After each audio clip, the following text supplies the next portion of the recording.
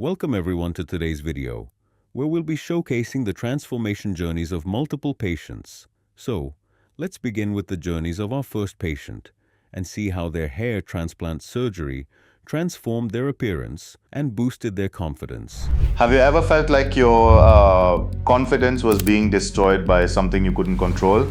For me, it was baldness. Imagine being in your early 30s, successful, yet constantly battling low confidence because of something as simple as hair loss. It's not just about how you look, it chips away your self-esteem and affects everything, your career, relationships, and personal life.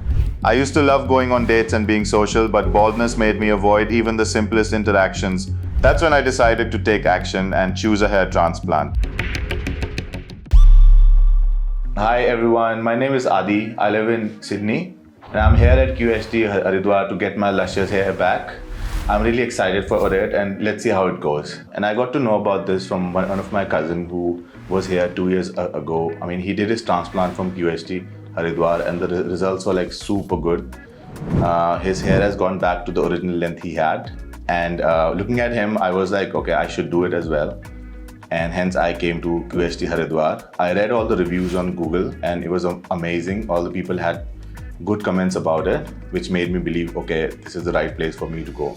So yes, here I am and hoping for the best. To what I remember, I think 2 years ago, I started seeing my hair because but now you used to take a shower and then I used to see my hair on the floor. I got a bit concerned, but at that time I was like, okay, it's normal. But soon after that, like 3 months into that, I started losing a lot of hair and my confidence was under the belt. I was like, shit, because I was always obsessed with my hair and I never thought I'd lose my hair.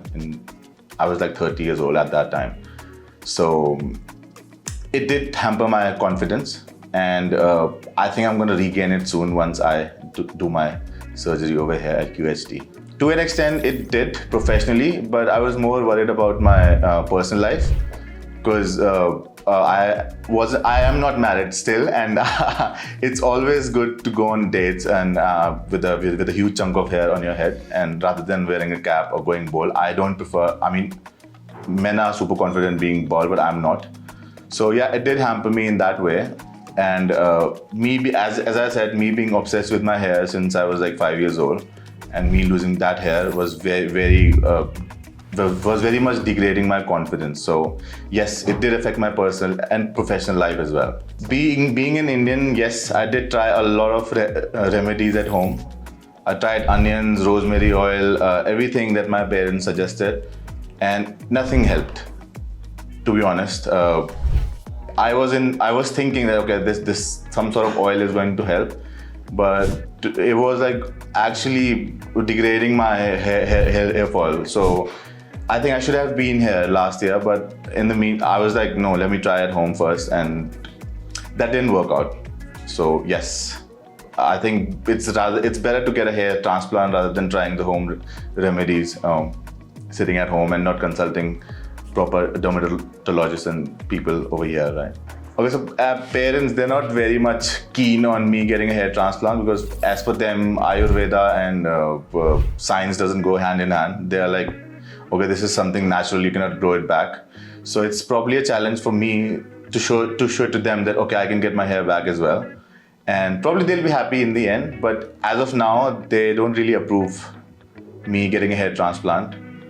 So yeah, I'm waiting for them to see the results in the next 3 to 6 months. I won't say it is genetics because no one in my family has lost hair.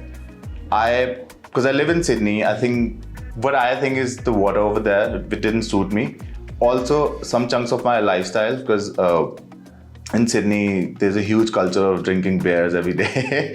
And I did participate in that in a big manner.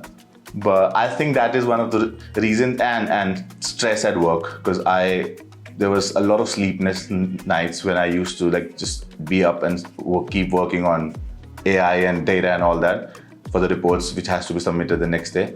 So I think, yeah, part of my lifestyle and the change of water when I went to Sydney, and maybe that's the biggest. So yes, my work is definitely stressful. I work as a data analyst for a construction company. And as I was having a conversation with you, so AI has played a major role in IT and data, and this has just came into the game, right? So me learning AI, and on the contrary, I'm working in the old school manner as well, has given me a lot of stress. So I think work related stress was the biggest stress in my life. And I could say that this could be a major reason for my hair loss. I see myself with full of hair. I want long hair. I want my long hair back. I'll show you photos once we're done with this interview. I had like super long hair, and I did straighten them. I did put keratin on them just once in life. So I don't think that was the reason. But yeah, I see myself with luscious long hair. It's like Tere Naam looks probably. Okay, I'm feeling excited. Okay. I'm a bit anxious too because I've never had anesthesia on my head. But yeah, I'm mostly excited, and I'm just waiting for this surgery to be over so that I can get my hair back soon, man. People will understand this who've lost hair. And I think more people who've lost hair should come over here and get it done, rather than putting onion oil on that. Alright, finally I am going in for the further process, and I'm excited about it. And I'm also excited to come back to you guys in 6 months and show you guys my hair. And I'll see you guys after that then. Thank you. Thank you so much. This was my before condition, which was carefully and thoroughly analyzed by the experts at QHT Clinic. My hairline had completely receded with only a few hairs left in the frontal tuft. The frontal area was visibly damaged, and there was clear thinning in the mid-scalp and crown areas where a hair transplant was absolutely necessary. Thankfully, the doctors informed me that my donor area was strong, thick and healthy with good quality hair follicles. This played a very important and significant role in the success of my hair transplant journey. After the detailed scalp analysis, the QHT experts moved ahead with the next crucial step of hairline designing and slit creation. Before starting the markings, my hair was neatly trimmed and my scalp was thoroughly washed to remove any oil, dirt or impurities. Once the scalp was clean, the doctors designed a natural looking hairline, carefully maintaining correct facial proportions by measuring the exact distance from the glabella point. After this, the entire recipient area was precisely marked, which helps to achieve complete facial frame. Once the marking was completed, the experts began creating slits on the scalp. These slits help decide the correct direction, angle, and placement of the grafts. The slits were created with great precision, making the graft implantation process smoother and helping achieve natural, dense, and aesthetically pleasing results. If you also want your perfect hairline back, then comment hairline. After the marking and slit creation were completed, the doctors began the graft implantation process on my scalp. In the hairline zone, only single and thin hair follicles were implanted to ensure a soft and natural looking hairline. In the frontal area, excluding the frontal tuft and the mid-scalp region, double and triple hair follicles were implanted to achieve optimal density and coverage. For the crown area, graft implantation was performed by following the natural swirl pattern of hair growth. A balanced combination of single, double, and triple hair follicles was used to maintain a realistic and natural appearance. Additionally, the QHT technique was used during my surgery. This is the same technique that was used in my cousin's case, through which he achieved excellent and very natural-looking results. If you want to know more about the procedure, comment hair transplant. Our experts will tell you every aspect of hair transplant. Hey, so my name is Aditya. I've just got done with my surgery upstairs. It was phenomenal. I didn't feel like I was going for a surgery. I mean, my OT experience was phenomenal. Everything was done in a way that I didn't feel like I'm a patient over there. Starting from putting anesthesia, and it didn't pain much. They were using some sort of new techniques with the vibrator that it didn't feel like that they were putting on some anesthesia. And once I had been put on an anesthesia, I didn't feel anything after that. Every 5-10 minutes, people were asking me, how are you, how's it going? And people were talking to me. They didn't make me feel like that I was going through an intensive surgery, to be honest. And it took more than 6-7 hours. And they also fed me some lunch in between.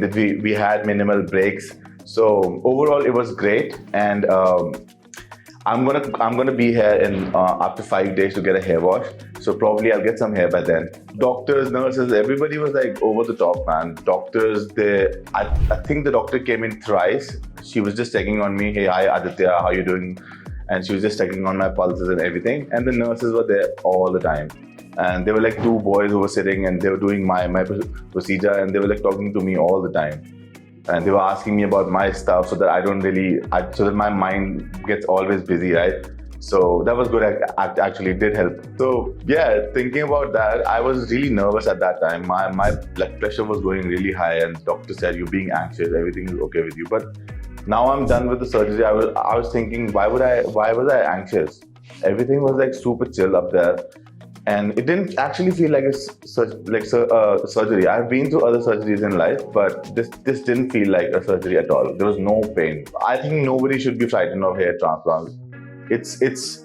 I've broken a bone, I've broken a thumb. That surgery was more intense than this hair transplant. So I think nobody should be afraid of that. And if you are balding, if you are losing your confidence because of your hair, I think you should definitely come over here and get it done. Get it out of your way. I got 4,000 grafts, which was which was enough. I was suggested 3,500, but eventually when the pictures were taken, I needed more grafts, and I was okay with it, because if you're doing the hair transplant once, you better get it done in the right way rather than just putting less grafts. I am more than satisfied with that. And the good thing is I have a little patch in between, so the lady was like, "You have strong hair over there. Don't need to put more hair on top of that." So they left it on purpose, that you don't need extra grafts for that. So that was I like that part, that okay, they're not asking me to pay more or maybe use more grafts. They were like, no, you have good hair in the middle, so which is good. Righto. So I'm gonna be here on the 7th, after the 5th day from today, for my head wash. And then I'm going to see you guys again. So stay tuned for the video, and hopefully everything goes well, which I am very sure will be. Now, let's understand the precautions and care that the doctors advised me to follow after the surgery. Most importantly, I was instructed not to touch or rub the transplanted area, as the implanted follicles are very delicate. The donor area bandage should be removed after 24 hours, while the forehead bandage should stay in place until the head wash day to prevent swelling. The donor area should be gently cleaned twice a day with saline or lukewarm water, and ointment should be applied for faster healing. I was advised to sleep straight for 5 to 7 days, avoid heavy workouts for 45 days, not wear a helmet for 1 month, wear a surgical cap for 15 to 20 days, and avoid direct sunlight for at least 1 month. So guys, this was my complete hair transplant surgery journey. Going forward, you will continue to see more updates of my journey right here on the QHT channel. If you also wish to experience a similar transformation and regain your confidence, book your consultation today. Thank you for watching. Now, let's move on to the next patient. Hello and welcome to the official YouTube channel of QHT Clinic. Today, we are going to show you the 9-month result of one of our patients who was struggling with diffuse grade 4 hair baldness. This means he was losing hair from the front of his head. His hairline completely receded. Also, his frontal area was empty and half of the mid-scalp appeared thin. Thankfully, he had a strong donor area, which played a significant role in his transformation. So, stay tuned for amazing results and don't forget to subscribe to our channel.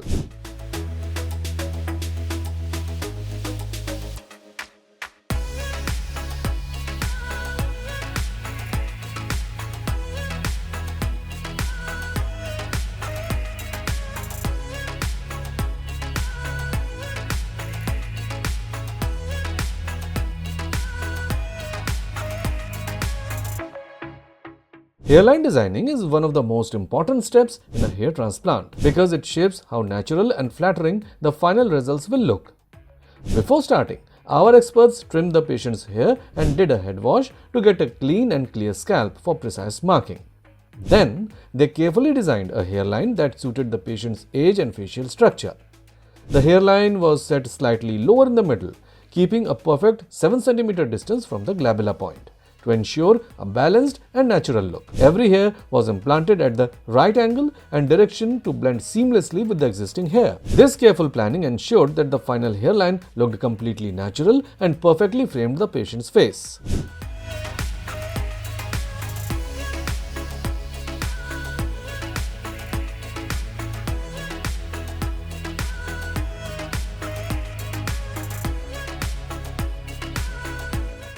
After carefully marking all the affected areas, our experts began the implantation process with precision and artistry.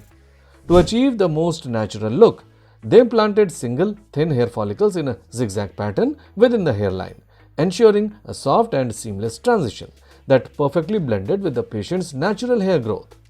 Moving further, they strategically placed double and triple hair follicles in the frontal and half of the mid-scalp areas to enhance volume and density, creating a fuller and more balanced appearance.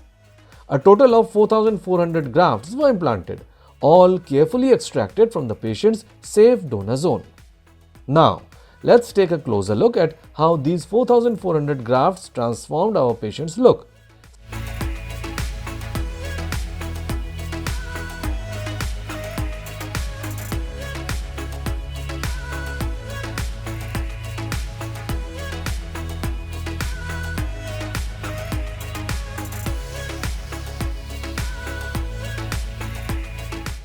One month post-transplant, when our patient visited the clinic for his follow-up PRP session, our experts noticed 90% shedding in the transplanted region, which is completely normal at this stage and a part of the hair growth cycle. In this period, almost all the follicles had shed, and the implanted roots adapted to their new environment and prepared for the growth phase. At the same time, his donor area had completely healed.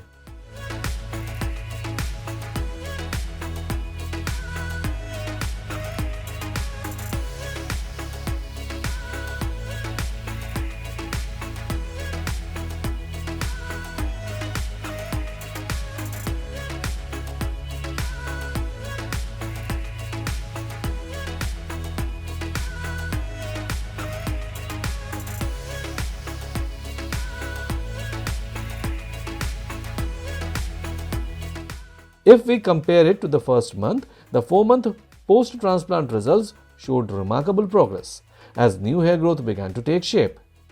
His hairline was now well-defined, naturally framing his facial features and restoring a youthful look. The frontal area had gained noticeable density, seamlessly blending with his native hair for a fuller and more balanced appearance.